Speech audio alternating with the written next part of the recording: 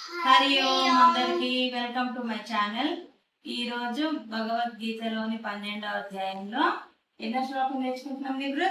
8 నుంచి 15 వరకు. 8 నుంచి 15 వరకు నేర్చుకుంటావా ఈరోజు? 14 వరకు. ఇది ఒక్కొక్కటి రోజు ఒక్కొక్కటి కదా మనం నేర్చుకునేది. ఈ రోజు 8 చెప్తా.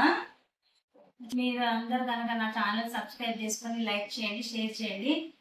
లైక్ చేయడం వల్ల ఎక్కువ మందికి రీచ్ అవుతుంది నా ఛానల్. ఈ వీడియో ఎక్కువ మంది చూసి పిల్లలందరూ కూడా నేర్చుకోవడానికి ప్రయత్నిస్తారు.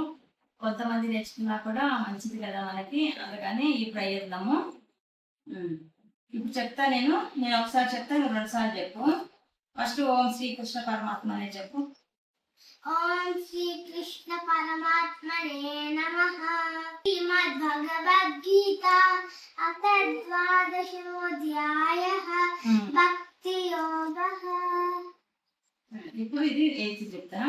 మయ్యేవ మన ఆదత్స్వ మయ్యేవ మన ఆదత్స్వ మయ్యేవ మన ఆదత్స్వ మయి బుద్ధిం నివేశయ మయి బుద్ధిం నివేశయ మయి బుద్ధిం నివేశయ నివశిష్యసి మయ్యేవ నివశిష్యసి మయ్యేవ నివశిష్యసి మయ్యేవ అత ఊర్ధ్వం న సంశయః అత ఊర్ధ్వం న సంశయః అత ఊర్ధ్వం న సంశయః.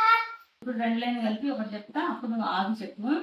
మయ్యేవ మన ఆదత్స్వ మయి బుద్ధిం నివేశయ మయ్యేవ మన ఆదత్స్వ మయి బుద్ధిం నివేశయ నివశిష్యసి మయ్యేవ అత ఊర్ధ్వం న సంశయః నివశిష్యసి మయ్యేవ అత ఊర్ధ్వం న సంశయః. మయ్యేవ మన ఆదత్స్వ మయి బుద్ధిం నివేశయ నివశిష్యసి మయ్యేవ అత ఊర్ధ్వం న సంశయః. ఇప్పుడు బాగా చెప్పాడు, వెరీ గుడ్. అన్ని శ్లోకాలు నేర్చుకుంటాం ఇట్లా ఇంట్రెస్ట్గా. అన్ని శ్లోకాలు ఇది మంచిగా ఇంట్రెస్ట్ పెట్టి నేర్చుకున్నాం అనుకో 2-3 సార్లు చెప్పగానే వచ్చేస్తుంది నీకు. అందరికి చెప్పి మీరందరూ కూడా ఇలాగ నేర్చుకోండి. రోజు ఒక శ్లోకం నేర్చుకోండి. అలా చదువుతుంటే ఆ శ్లోకం మీనింగ్ కూడా మనకు అర్థమవుతుంటది. పేరెంట్స్ కూడా పిల్లలను కొంచెం దగ్గర ఉంచుకొని చదివిస్తే పిల్లలు ఇంట్రెస్ట్గా నేర్చుకుంటారు.